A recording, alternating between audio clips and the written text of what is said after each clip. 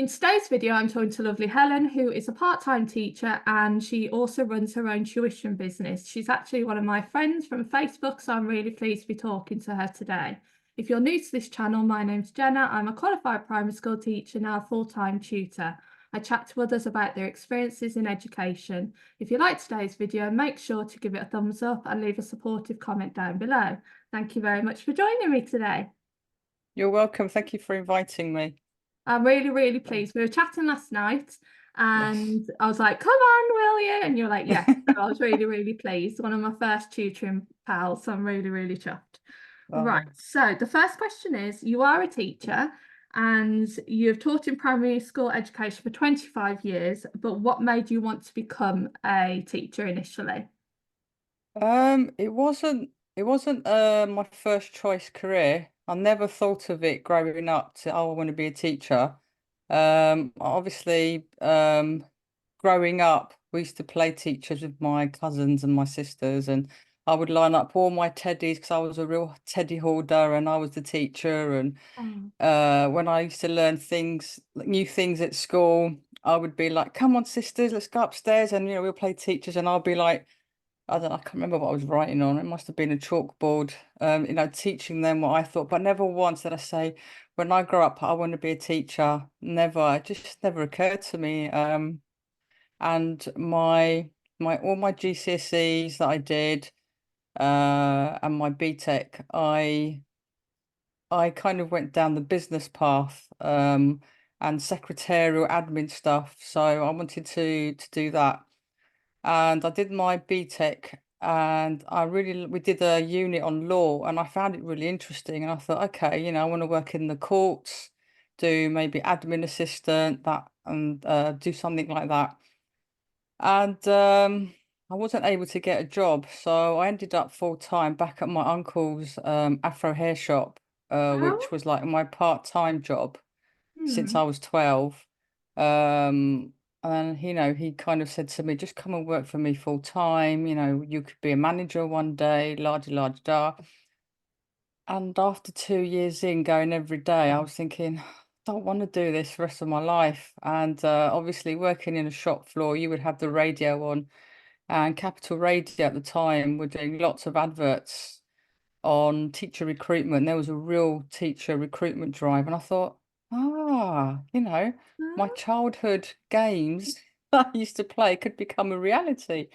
So I thought, yeah, why not? And I rang up, inquired. It was a BEd that I applied to do, and they hmm. suggested that I go and do some work experience in the primary school.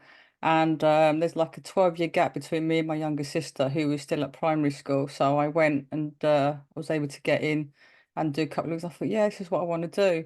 And the rest is history, as they say. So yeah, I was Oh, kind wow. of late, I think, into it. I remember finishing college and thinking, I don't want to open another book.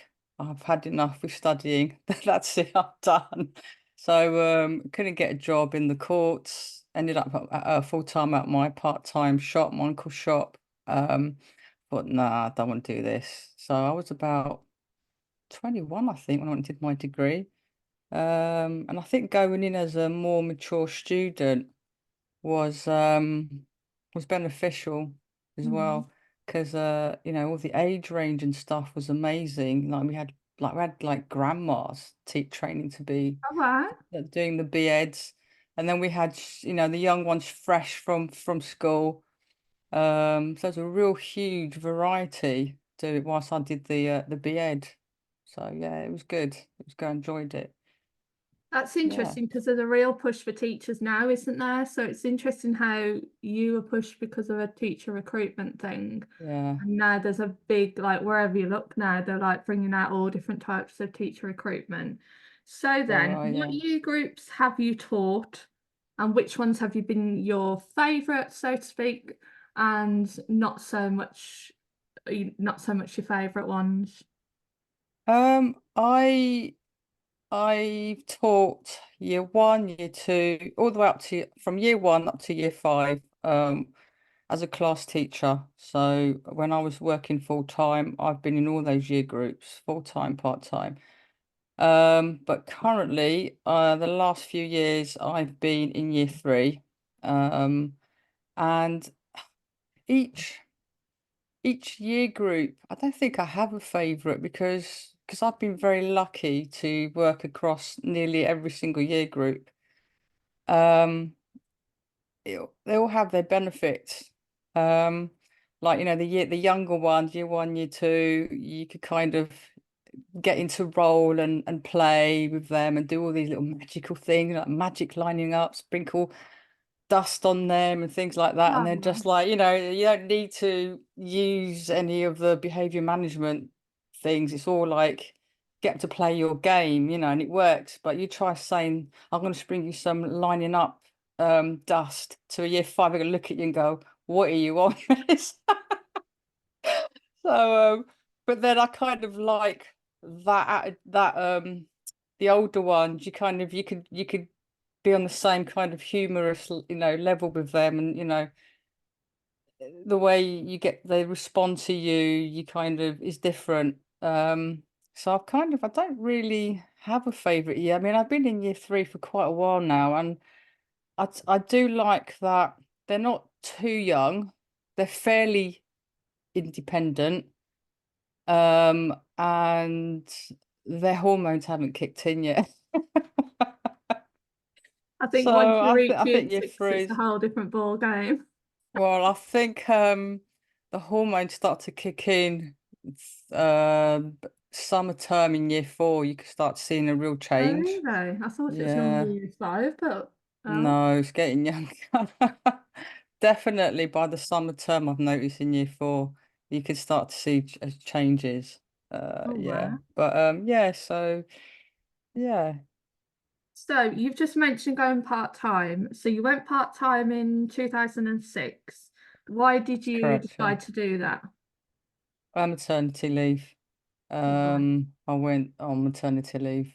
I remember by that time I'd been teaching. I was at my second school, and I was just getting tired of working full time, and um, and I thought I would love to go part time, but it wasn't a done thing back then. And I remember finding out I was pregnant, and I was in year one, and my parallel teacher was an NQT. She was brilliant. We had such a laugh. And I remember saying to her, um, I'm pregnant. She went, oh my gosh, Helen, that's great. I'm so excited for you. And I went, yes, part time. And she went, oh my gosh, it's your first baby, and you're just excited about you're going to be working part time. And I went, yeah. Oh, Oh, sad. I know, I was so sad. But yeah, so obviously, I managed to get my 2 days, which was lucky. And then I've had like another baby in between then, and I've just my priority's always been my family since having yeah. the baby. And I thought, yeah, if I go back full time, A, be financially a lot better off. B, I'll miss seeing my children grow up, and I thought, nah, it's not worth it. I want to be there for my children, and we go on less holidays. I don't care. I'm there for my children, and even now they say to me because they're in their teens, they say, "Mum, we're so glad that you stayed home." Mm. The 3 days you didn't go back to work full time. So they appreciate it as well because I wanted to do what my mum had done for us, where she would work from home. She was a machinist, but we always knew she was there. So if we needed her, she was there, and I wanted to do the same for my children as well. Oh, So yeah. that's lovely. So obviously that's a big positive, being home with your family. Can you think of any other positives that you didn't expect with being part-time and also negatives? Because just before we go into that, because I remember someone I worked with and she was part-time, she loved it. But one of the things she wasn't keen on was that you obviously school moves quickly every day. Mm. So when she'd come back in, it like she wouldn't be in for like maybe 2 or 3 days. I can't remember how many days she had off a week. but a lot had changed, so it was hard to like catch up, so to speak. So even though the benefit obviously being with the family, it was hard then on the work side. What have you found it like? I think it all depends on what your role is. I did a spout of PPA cover, which was I was which I was a bit like supply, so I'd go in and the lesson was already planned for me, and that was fun. And they would give me the subjects that were like the topic subjects, like a bit of RE, PSHE, all of those ones. So that was okay. You kind of from experience, you kind of know how to do it. And then I was told, right, you're teaching PE because that was my lead subject, and Spanish, which was yeah, that was interesting. But then I had total autonomy of the planning, so I was in control, and I liked that because I knew what I was gonna be doing. I didn't have to rely on, like you said, I don't know where in line the children are with regards to what they're doing in classrooms. So covering a subject that was planned for me was well, it was a lot easier because I was in control. I knew what I was doing. I knew the results I had to get. I knew, yeah. So that on in that sense, that was easy.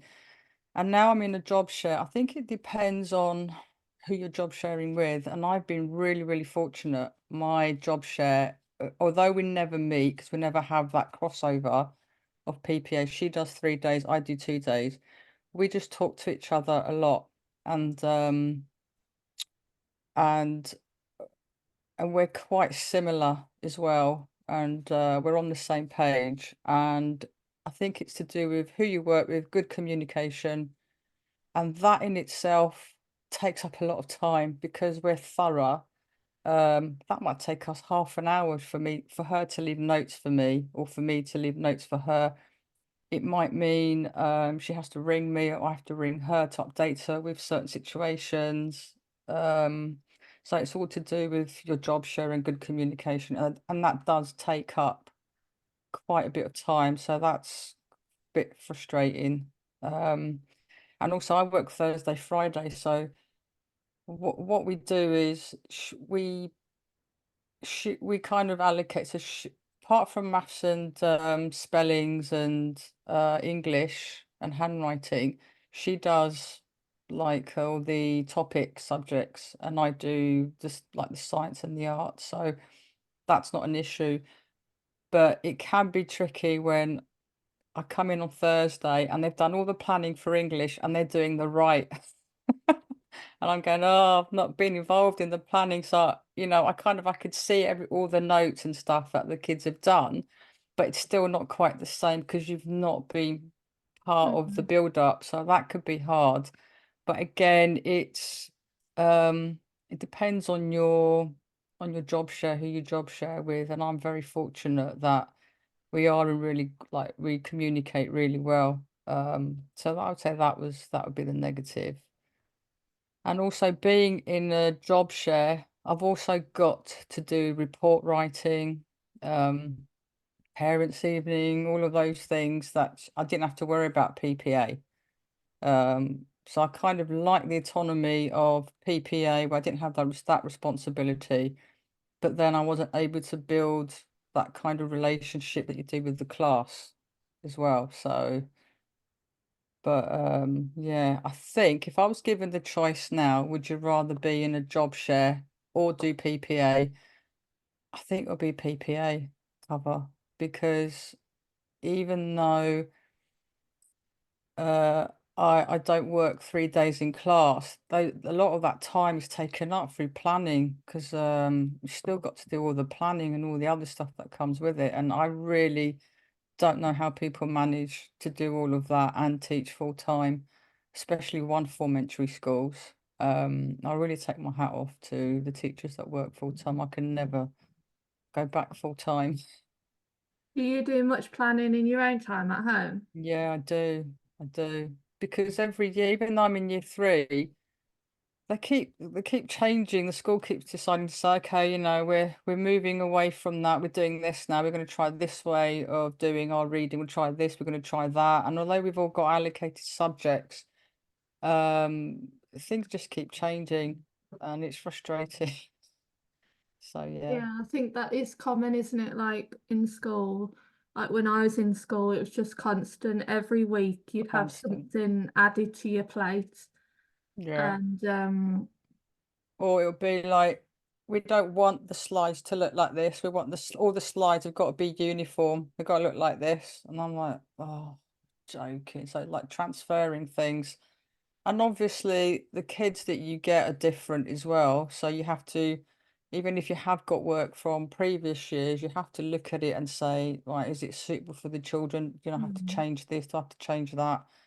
Um, you know, and I think because more and more things keep getting added, where you have an hour lesson to do, I don't know, English, you've got to fit in this, this, and this now, and it's like, okay, reality or behavior, for example, your time gets taken up with behavior, so that eats into the lesson. So you kind of look at it and go, right, I could get rid of that slide and that slide and that slide and shorten the lesson because of all the other, depending on your class, really. mm. So you can't just yeah. So you do need to look at it and amend it according to your class as well as with the changes that the school brings in as well.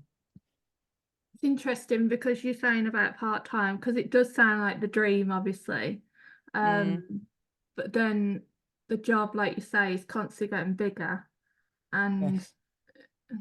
it's not as manageable. And like a lot of like going back to them recruiting for new teachers and things, and they're increasing money and all this, like all these money incentives, but the job is still the same. The job doesn't seem to be changing. And as much No. as you offer people more money, the job itself, the core of it isn't making it any better. So I think No, it's not. I just I, I I don't know. I think it's worse than when I first came into it. I mean, in the borough that I work in, everything is based on schemes. Scheme for Mm, this, scheme for that, mm, scheme, scheme, scheme, scheme, scheme. mm, And there's one particular scheme, I won't say the name, that we use, which is mm, popular in my borough and in neighbouring boroughs. Um, like the slides, there could be 32 slides for one lesson. mm. And That's it's one like, thing that really what? shocked me when I went, because Yeah. I did permanent and then I did supply, and I was very used to early years. That was my speciality. That sounds a bit strange. My specialism. And then I went to year one upwards, and I was just like, oh my goodness, like Mm. they've got to get through all these slideshows, Yeah. 6 slots a Yeah. day. Even Yeah. if it's a creative subject, it was just sit and look at Yeah. the slides. It is. It's like Um, if I'm sitting there thinking, oh, this looks familiar. Where have I done this before? Where I've sat through loads and loads of slides. Oh, uni. It's like, why are schools becoming like uni? If you want to put kids off going to uni, forget the price angle. Yeah, make the schools like unis because you would put them off. And it's a shame. It really is a shame. And I see lots of teachers. I mean, our school trains lots of teachers, and a lot of them either leave, complete the training, and don't want to do the job, mm, um, and they don't know what it's like to be practical and teach without the slides. They don't have that skill and knowledge, I'm finding. And so when the odd time the internet doesn't work or the network goes down, everyone's running around like headless chickens. Oh, I haven't got my slides, the printer doesn't work, don't know what to do. And there's all the us experienced ones going, oh yeah, big books. Let's get the big books, if you could find one and you kind of adapt. But they really they I would say probably de-skilled. They're not as the same skilled as what we were um, in that sense. But it is very, very slide driven. It's a shame because the kids, I mean, when you're sat in the staff meeting, if you remember, or inset training, and it's all like PowerPoint, PowerPoint, you're just thinking this is so boring, or you Mm. know, thinking what have I got to do? And you're sitting there making lists, not really paying attention. I'm thinking, right, where are adults? The kids are young, they must be thinking the same thing. Mm. But that's the way, the direction it's moving in, and it's sad. And Mm. I think also it does de-skill teachers. I'm finding from what I've seen, to What be I honest. found was like the thing that used to get to me, and I've always referred to it, it was when I went into year one and they were Hmm. teaching fronted adverbials. And I'll be honest, I didn't have a clue what they were. I'd never heard of them in my life. And I had to look them up and I was like, why are we teaching year one children this? They don't Yeah, they're not going to use it ever again unless they go into, I understand if you go into an English specialism, you want to become a writer, that kind of thing. And it seems to be like we're pushing, like you say, the university element, we're pushing higher levels down for children mm, where it's not appropriate for that age group at all. yeah, Like it's just not no, appropriate. And like when we look at other countries that are leading ahead in education, they value play, they value like a lot. I can't remember what country I read about, but it was like they're 8 years old before they even start to read or anything. mm, And mm, yeah, I was mm. in nursery and I was being told to get children to read at 3 and 4. Yeah, And yeah, it is. I agree. I The don't know. education system in this country is just wrong. I don't know why we don't I think it's just follow the the other countries that are competition, to be succeeding. honest. They want the best of the best Yeah. results, and for some reason, we still think this Victorian way of teaching, Mm, not necessarily slides, agree. obviously, but blackboard, looking at a board style Mm, is the way mm. forward. So, Yeah, it's interesting because like fronted adverbials and all these jargons, because my kids are like my son's finished school, secondary school, and my daughter's still in secondary school. I asked her, I said to her, do you use subordinate junctions and blah blah? She goes to me, no. She goes, that was just to get through the SATs. And now being a tutor, I'm thinking, yeah, that is just for the SATs, all of that, all those jargon and stuff. Yeah, you use those elements in your writing at secondary school, but you don't use them to other technical terms apart from the obvious nouns, verbs, and all that. And I'm finding that now that I'm tutoring, that I know where the kids have got to get to at school. So I feel that it's made me a better teacher in that sense, knowing, okay, this is what these kids are going to have to face when they get into year six and do their grammar sats. So let's like drum it into them from a young age, just the mm, technical jargon. But yeah, remember in year one we used to have a home corner. I don't There's remember, no, when I was oh younger. yeah, I I remember in remember the year. nursery and I remember reception. No, I meant when we were teaching. I remember Oh, setting up yeah. home Well, corners it and depended on the school. In my yeah, experience, some schools went straight into formal, and some yeah, schools had a home corner. And often when I spoke to teachers, it was very much dependent on the class. If the class were mm, very play based, then they had a play, so it was more mm, flexible. Um, mm, so there was more of a choice for teachers. But it seems to be the common thing now where a lot of schools go straight into like formal learning now. It's like scrap yeah, it reception is. way of learning.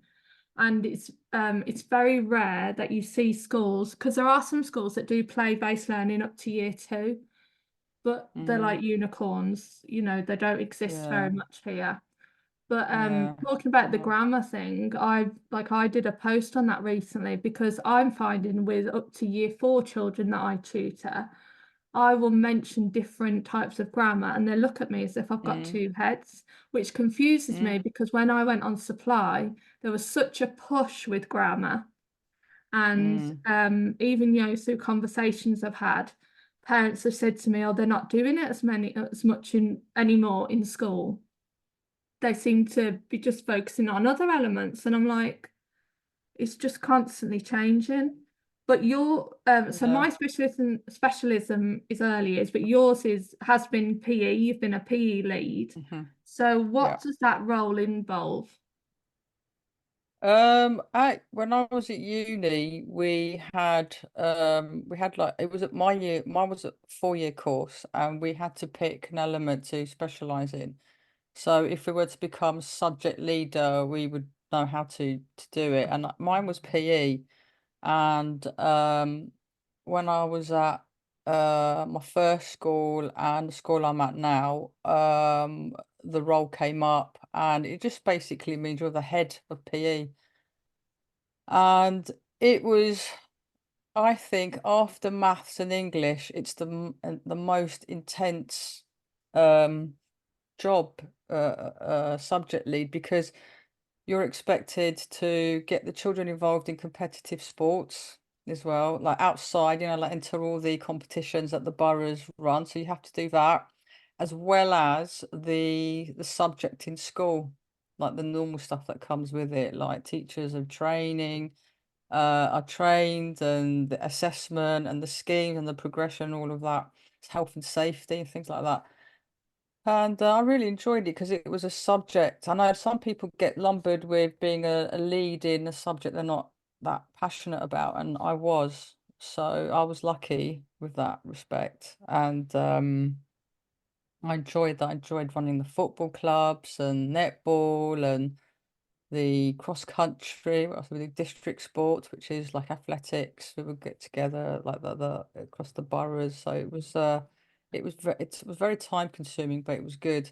And then when I went on maternity, when I went part-time, they still didn't have a PE lead, that he had left, and they wanted me to do it, but you have to draw the line and say, I only work 2 days. I could only do this part of it, and that would be the competitive side. So I was in charge of all the sports days and just making sure children were involved in the competitions across the schools.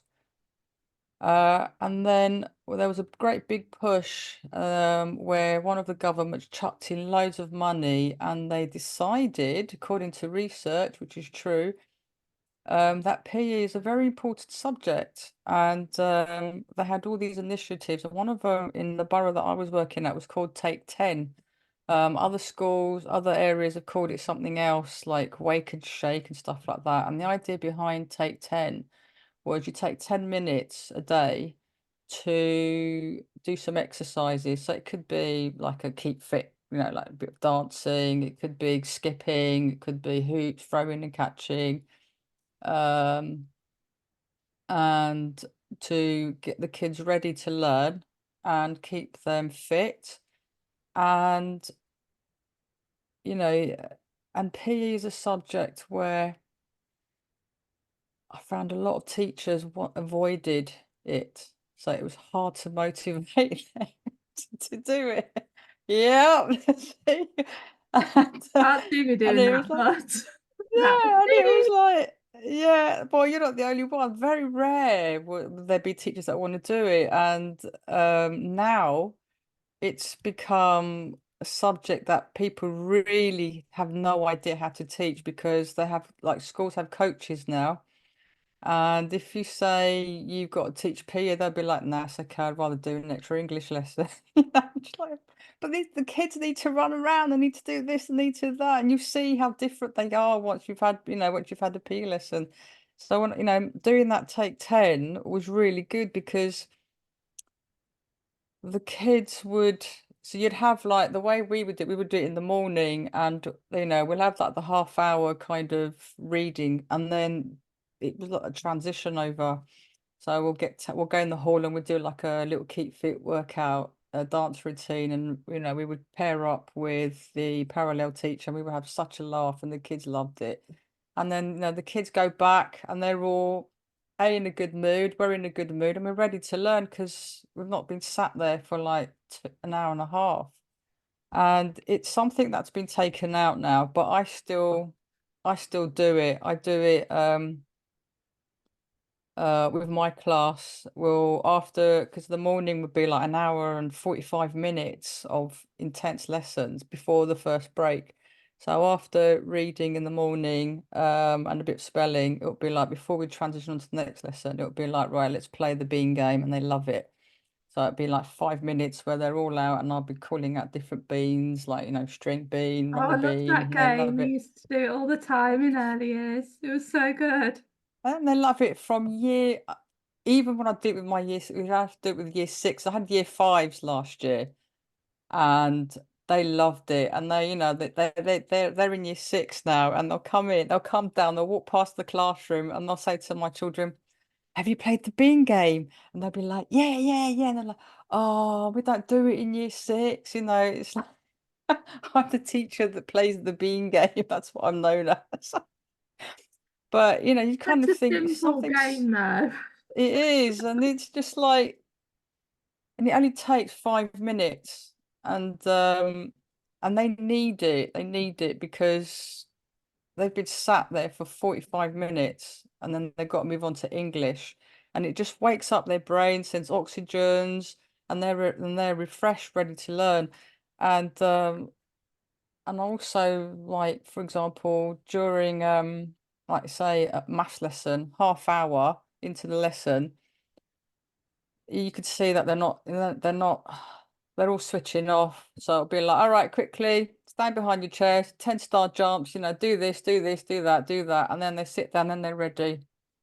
Right. And then I see like different children and I incorporate that into my tutoring as well, because a lot of my tutoring is there, it's after school. So they've had a whole day of being in school and they've got to come to a tutoring lesson. So you try to make it fun and try to make it active as well. So Mm. they're not they're always fresh and ready to learn. And I go and I stand by that we all need brain breaks. And I still incorporate it. I don't care if it means 5 minutes less of English, so what? The kids love Oh, it. The kids ask for it. I remember during lockdown, when we were doing teaching online and we had to do the register and then no, all these cameras would be turned off or kids would be in their bed and I'd be like, all right, come on, let's play the B game. All of a sudden it's like all the cameras come on and they're all out of their bed. So it's like run a bit, there's all this delay and it was like thinking, oh my God, can't really see who's out. But anyway, they don't know that. So I'd be like, you're right, you're right. And then bing, bing, bing, the cameras would go back off again. oh, what a lovely story memory from lockdown there. Yeah, so it's these little things that you remember and yeah, so I try and incorporate that still in my teaching and my tutoring as well. So Mm. yeah. So, you did mention this earlier as one of the questions. You are of Greek descent, but you have taught Spanish. So how did that go down? Oh man, that was so funny. Our head teacher said, right, Helen, this year for PPA, you are doing PE and Spanish. And I went, I'm Greek, you know that, don't you? I'm not Spanish. And she's like, yeah, I know. Deal with it. I'm like, I don't know a word of Spanish. The only thing that I could think of was Manuel from 40 Towers. If you're old enough to remember him. ¿Qué? ¿Qué? ¿Qué? I'm from Barcelona.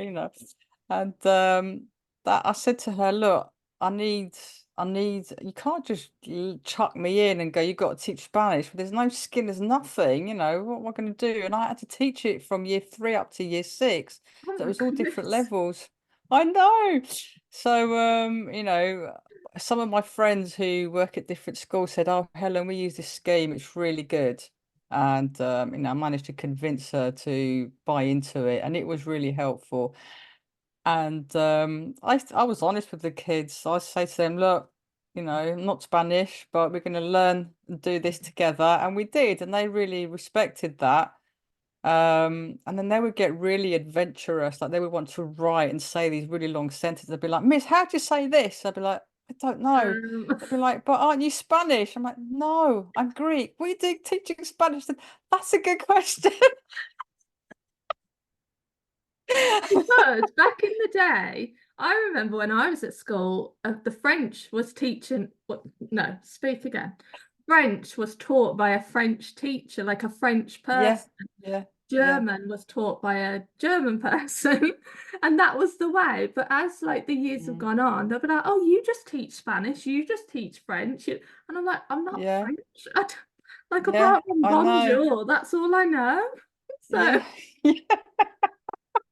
I mean, I would at home have to sit and as I'm planning the lesson, watch videos and learn oh, this and learn that. And it was a lot of homework to do. I'm not going to lie. I did like it, but I was honest with the children. I'd be like, okay, we don't have to tell the word. How to do it? Let's do Google. There was no chat GTP then. Let's do Google. And the kids enjoyed it. And yeah, there was that nice respect. But now we still have to teach Spanish now, but it's all done video. You press play, the Spanish lady does it all for you, and you just pause it and just check that children have done their have understood what that's supposed to them, have done the practicing, the repeating the words, what have you. So kind of facilitating it as opposed to teaching it. But sad, isn't is it, my that everything's Spanish any on better? video? So So yeah. So yeah, sad that that it's was not that a was fun. person No, that it can wasn't. mobile. No, not now. We used to have, like I said, a Spanish teacher teach us, and then with all the budget cuts and stuff like that, the teachers are now expected to teach it. But we do have a really good program, and a lot of it is video led. So yeah, that was a very interesting time. Oh, it's like when I was told to teach year 6 and like early years. I've never been so stressed in all my life teaching year 6. Like, Oh. I remember one kid say to me, "Miss, why you're going a bit red, don't you?" And I'm like, "I know, I'm stressed. This is Oh, not the yeah. content for me. I'm having to revise all this at night." Yeah, yeah, yeah. Yeah, it's like Oh, that. It's like that. It's still like that with a lot of things, yeah. But that's a sign of a good teacher, a teacher that cares, that stressed, constantly that wants to stressed. do with stress. I remember thinking, okay, I know all the kids in the school because I used to do like PPA, and I know which ones are like the more capable ones. In each class. So it'd be like maths, this question, I'd be like, okay, I think I know that person would know the answer. So it'd be like, can you come and explain it to the class? And I'll come up and be like, brilliant. Anyone, agree, disagree, want to challenge it? So you kind of learn all these tactics, don't you? Yeah, you do actually. You do. We always Especially like the forget. maths is so hard in Yeah, year 6. Like hats off to year 6 teachers and their math yeah, skills because absolutely. it just whoo, over Oof, my head. yeah, yeah, yeah. Oh. Right, so moving on. How Mhm. did you come across tutoring? Well, I was I remember chatting to some of my friends that we used to work together and they now work at different schools. And we were all sitting there moaning, like, oh, what else can we do? We were sitting there thinking, well, what schemes can we come up with? Because that seems to be the big thing, come up with schemes or um, some sort of maths, manipulative, like Numicom and all that was. Then we're going, oh, we're missing a trick here. But then obviously we couldn't get very far. And then one of my friends was in a Facebook group. I don't know if I could say which one, but Okay. the one Life After Teaching. Yeah, yeah. And she said, oh, a lot of people are doing tutoring. And I thought, "Oh, okay, I'm in a better position than they are because they work full time. I did supply, but there wasn't a lot of work coming up. And the supply pool after lockdown folded because I used to work for the borough. And I thought, okay, this would be, yeah, I could possibly do that because my kids are older now. I could probably squeeze that in. So I asked my neighbour who's got young children. She said, yeah, Helen, it's like, yeah, a lot of parents ask for it, especially for the 11 plus and all that. And I said, oh, okay. So I started to look into it more. I was never on Facebook until I started tutoring, and then I thought, oh, gotta go on FaceAche, called it FaceAche, and create an account. So I created an account reluctantly, and then I joined that Facebook group that my friend said, and then I found all the other ones, and I found all people like you, all other tutors. And I was thinking, oh, okay, yeah, this sounds good. It was totally different to what I first thought, which was more of like a side hustle, just to a bit of extra pocket money. I had no idea that it, like, a single person could turn it into a business.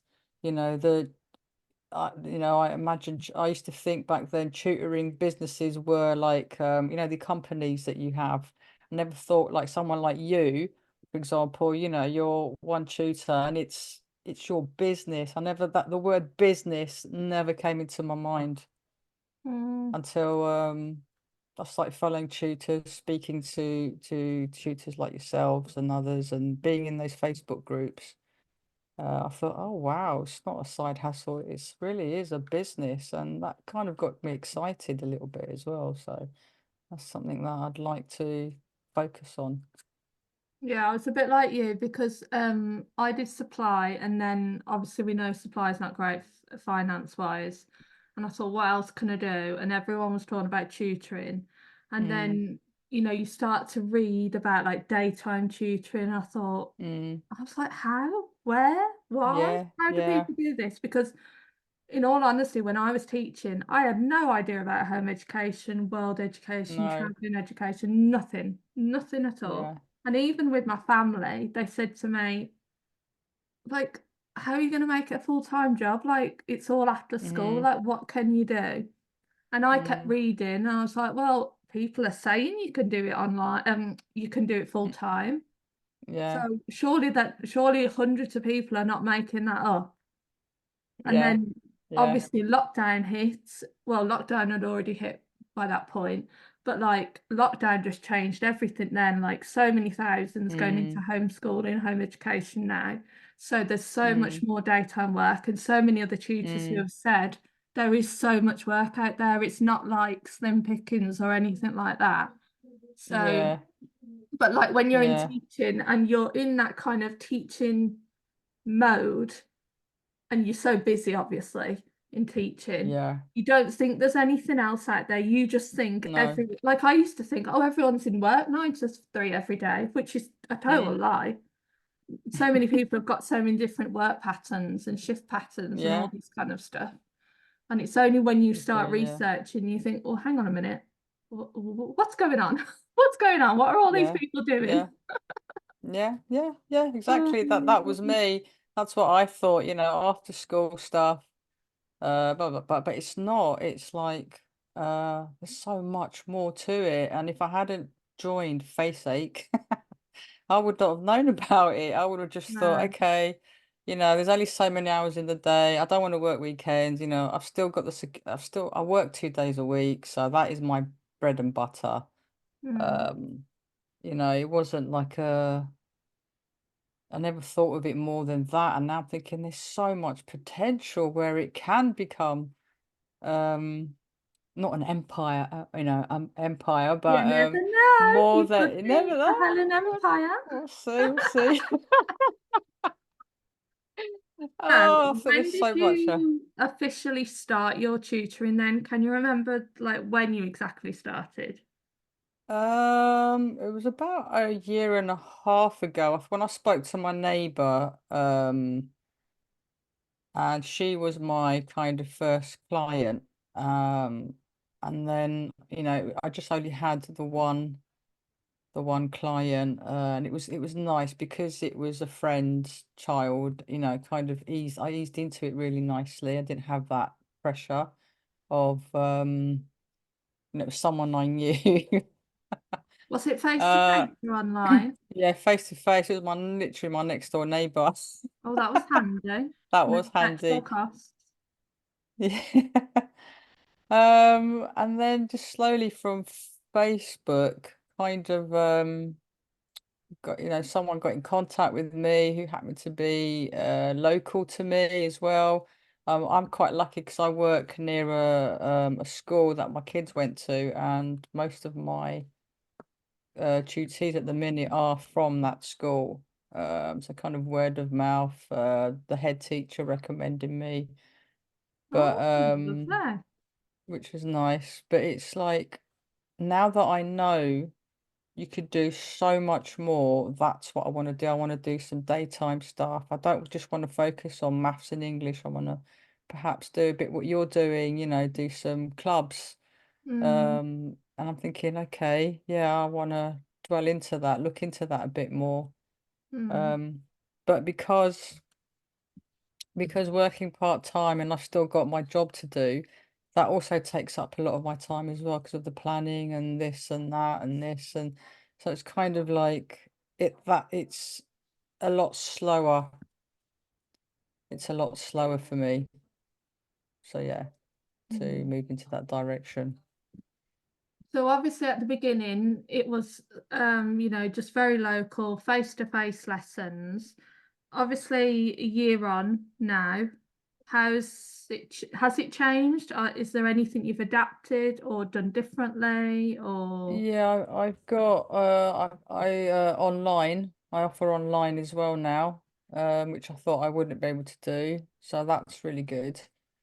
So it's a mixture of face to face and online. And yeah, that brings other challenges, which is good as well.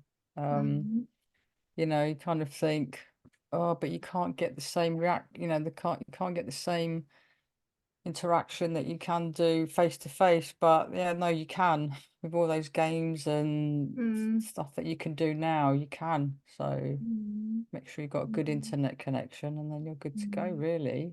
There's no excuses.